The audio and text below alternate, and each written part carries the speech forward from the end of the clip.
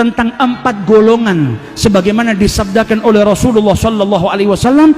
4 golongan ini tidak dimasukkan ke dalam surganya Allah, diharamkan dari surganya Allah, dan juga diharamkan daripada kenikmatan-kenikmatan yang ada di surganya Allah subhanahu wa ta'ala. Nabi Muhammad menjelaskan yang pertama adalah mudminul khamr, orang yang minum minuman keras. Kemudian dikatakan oleh Rasulullah wa akilur riba, orang yang makan riba, orang yang makan hartanya anak yatim. Dan yang terakhir al-aguli walidai, orang yang durhaka kepada kedua orang tuanya. Hati-hati bagi mereka yang masih punya kedua orang tua. Orang tuamu adalah pintumu menuju surganya Allah subhanahu wa ta'ala. Orang tuamu adalah sarana yang paling mudah yang Allah berikan kepada dirimu untuk engkau menuju surganya Allah subhanahu wa ta'ala. Orang tua yang disebut oleh Allah setelah penghambaan kepada Allah, wabil walidaini ihsana. Oleh karena itu Imam Hasan al-Basri ketika ibunya meninggal, beliau menangis luar biasa ketika ditanya, engkau ini imam, engkau ini ulama besar, ditinggal mati oleh ibumu, menangis seperti ini, seperti orang yang tidak berpendidikan. Kata beliau, aku menangis bukan karena gaddar Allah, aku menangis bukan karena wafatnya ibuku, karena aku menangis karena ada satu pintu surga yang tadinya terbuka untukku hari ini ditutup oleh Allah subhanahu wa ta'ala. Orang tuaku adalah sarana yang paling mudah untuk menuju ke pintu surganya Allah subhanahu wa ta'ala, dan dengan wafatnya orang tuaku maka tertutup pintu tersebut. Maka bagi kita yang masih memiliki kedua orang tua, hati-hati. Jangan sampai kita mengangkat suara kita melebihi daripada suara orang tua kita. Jangan sampai kita mengangkat suara kita tidak sopan kepada orang tua kita. Dan itu pun dilarang oleh Allah subhanahu wa ta'ala dalam Al-Quran. Mari kita tiru orang-orang yang mengagungkan orang tuanya, orang-orang yang memuliakan kedua orang tuanya.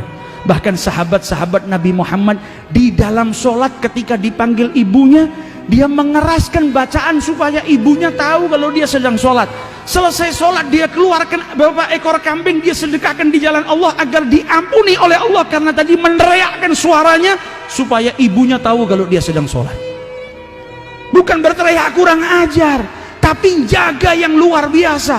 Sayyidina Hasan bin Ali bin Abi Thalib tidak mau makan dengan ibunya Fatimah, sehingga Sayyidah Fatimah bertanya, malaka ya Hasan, kenapa engkau wahai Hasan tidak mau makan dengan ibumu? Maka kata Hasan, wahai ibu, saya takut kalau saya mengambil makanan yang kau ingin makan, sehingga akhirnya saya tergolong sebagai anak yang durhaka kepada kedua orang tuanya.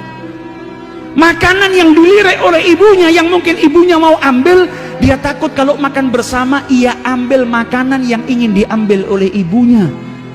Mereka orang-orang yang hatinya hidup, mereka orang-orang yang berjuang untuk mendapatkan kemuliaan daripada Allah subhanahu wa ta'ala. Maka dari itu kesempatan bagi kita yang masih memiliki kedua orang tua, muliakan, cintai, berbaktilah kepada kedua orang tua agar kita mendapatkan surganya Allah subhanahu wa ta'ala. Kemudian dilanjut oleh beliau, dan orang yang lagi dilaknat oleh Allah subhanahu wa ta'ala dan tidak akan dimasukkan ke dalam surganya Allah subhanahu wa ta'ala adalah orang yang memutus tali silaturahmi. Berapa banyak akhir-akhir ini kita lihat gara-gara perbedaan pendapat seseorang memutus tali persaudaraannya, seseorang memutus tali silaturahminya hanya karena permasalahan-permasalahan duniawiyah. Ketahuilah, orang-orang yang memutus tali silaturahmi, memutus persaudaraan, mereka dilaknat oleh Allah subhanahu wa ta'ala, wa iyadu billah. Bahkan Nabi Muhammad diriwayatkan oleh Al-Asbahani, ketika Nabi duduk beserta para sahabatnya, Nabi berkata kepada orang-orang yang duduk bersama beliau, la yujalisuna al-yawm qati'ur rahim. Tidak boleh hari ini ada yang duduk beserta kita orang yang memutus tali silaturahmi. Maka berdiri salah seorang pemuda, dia kembali menjumpai bibinya karena punya masalah dengan bibinya. Dia minta maaf dengan bibinya, ia sambung tali silaturahminya, baru kembali ke majelisnya Rasulullah sallallahu alaihi wasallam. Dan Nabi bersabda, innar rahmata lan tanzil, sesungguhnya rahmat Allah tidak turun ala qaumin, atas sekelompok kaum, wa fiha qati'ur rahim, dan ada di antara mereka orang yang memutus tali silaturahmi. Maka jadikan bulan Ramadan ini bulan persaudaraan. Jadikan bulan Ramadan ini kita sambung kembali saudara-saudara kita yang mungkin memiliki masalah dengan kita, yang salah dengan kita, kita maafkan.